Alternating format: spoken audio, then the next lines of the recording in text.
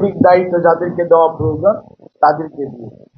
এখন আমাদের আজকে আপনাদের এবং আমাদের একজোট থেকে আমরা যে ৩১ দফা কর্মসূচির আলোকে যে মুভমেন্ট, সেই সরকার এখন দায়িত্বপ্রাপ্ত।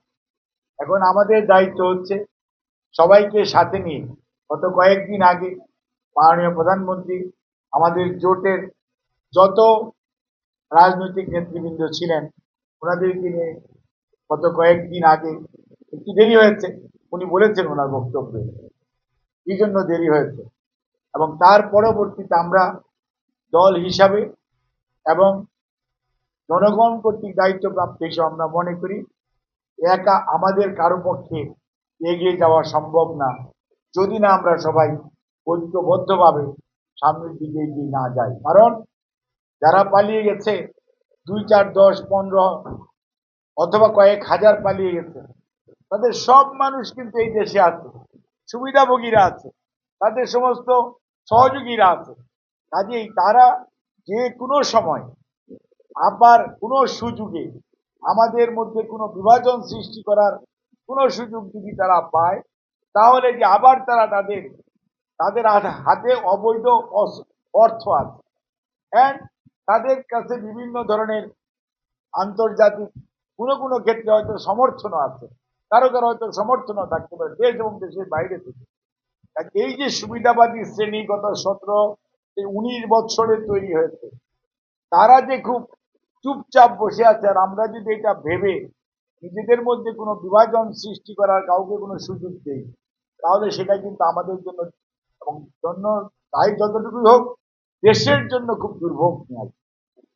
সেই জন্য আমার অনুরোধ থাকবে, এবং আমাদের আজকের এই 26শে জুলাই মাসে আগস্টে দাঁড়িয়ে 3রা আগস্ট আমাদের এরকম কমিটমেন্ট থাকতে হবে যে আমাদের মধ্যে আন্ডারস্ট্যান্ডিং এ কোনো কাজ করতে গেলে হয়তো দেখা যাবে কথাবার্তা কম হয়েছে, অথবা হয়তো কোনো কারণে আমাদের মধ্যে ভুল বোঝাবুঝিও থাকবে, সেটা আমরা ওভার দি টেবিল আলোচনা করে আমাদের যে মেইন টার্গেট, যে গণতন্ত্রকে পুনঃপ্রতিষ্ঠা যেটা হয়েছে এটাকে অক্ষুণ্ণ রাখা, মানুষের অধিকার এবং অর্থনৈতিক মুক্ত নিশ্চিত করা, দেশের মানুষের ধর্মীয় স্বাধীনতা এবং স্বকীয়তা ধরে রাখা, এবং যারা এগুলোর সাথে সম্পৃক্ত ছিল তাদেরকে বিচারের সম্মুখীন করা।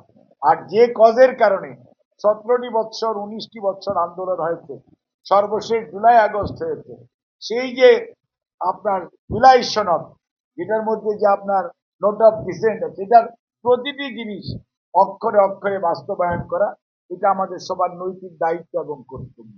এবং এটি নিয়ে আমরা কোনো অবস্থাতেই, আমাদের বর্তমান প্রধানমন্ত্রী জনাব তারেক রহমান, উনি কমিটেড শুধু নয়, আপনারা খেয়াল করে দেখেন একটার পর একটা আইন কিন্তু পাশ হয়ে যাবে, এবং আপনারা দেখতে পাবেন একটা কথা ছিল, আপনারা অনেকে হয়তো দাওয়াতও পেয়েছেন, 5ই আগস্ট যে জুলাই জাদুঘর, সেটার উদ্বোধনের কথা ইনশাআল্লাহ আলহামদুলিল্লাহ সেটাও হবে।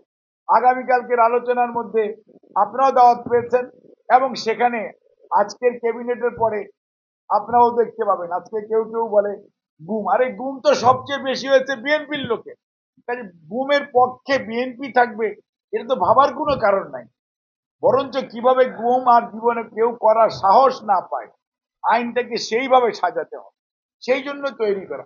মানবাধিকারের সবচেয়ে কঠিন শিকার হয়েছে জিয়া পরিবার, বিএনপি এবং আপনারা, আমরা সবাই।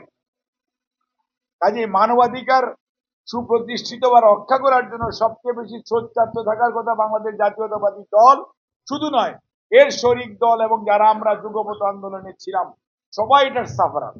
কাজে আমরা এটা কেন বিপক্ষে থাকি, আমরা এভরিবডি এটার সাথে ক্ষতিগ্রস্ত।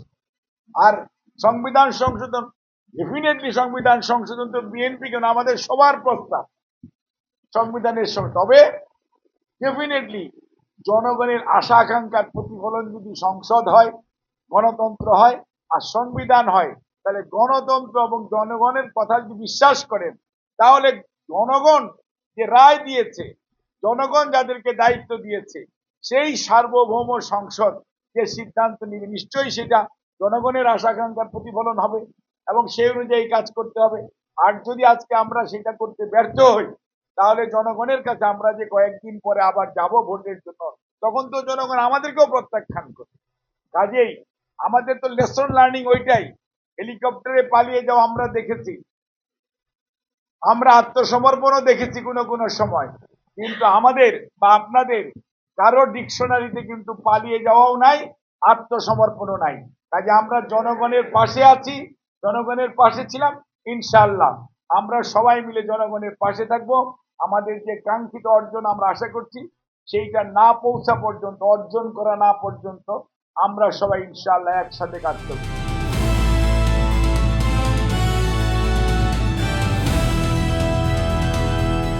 দিনাজপুর টিভি, মানুষের জীবনের কথা বলে।